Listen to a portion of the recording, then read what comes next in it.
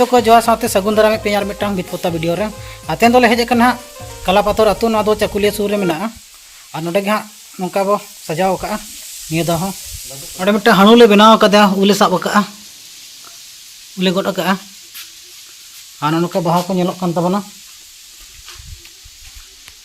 नोडे नवा डिजाइन आ जदि पे कुसिया इनकान चैनल सब्सक्राइब का पे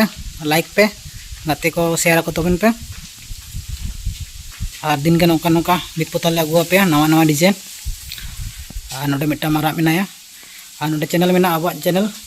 और बितपोता में बाले ओल का केवल मेना सृजन कुमार मुर्मू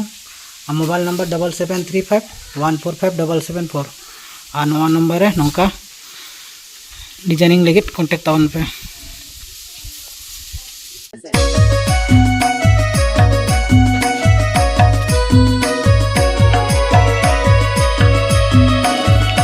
चेंजिंग अब किचुर